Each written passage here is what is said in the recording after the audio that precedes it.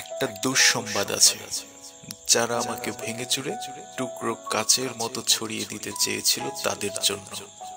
দুঃসংবাদটি তাদের জন্য যারা ভেবেছিল আমি হোঁচট খেয়ে পড়ে গেলে আর কখনো উঠে দাঁড়াতে পারবো না, মুখ থুবড়ে পড়ে থাকবো গা ঘিন ঘিনে কাদায়। আমাকে ছিঁড়ে কাগজের মতো কুচি কুচি করে হাওয়ায় ভাসিয়ে দিলে আমি হারিয়ে যাব দিক শূন্যপুর।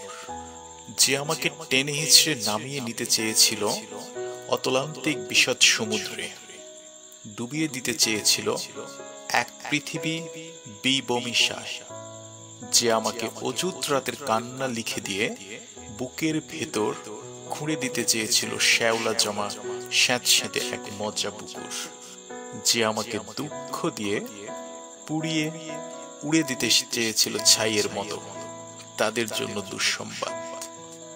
আমি এখন পাখির মতো, আমাকে ছিঁড়ে কুচি কুচি করে ভাসিয়ে দিলেও আমি ডানা মেলে আকাশ জুড়ে উঠতে জানি। আমাকে কাটা যায় না, ভাঙা যায় না।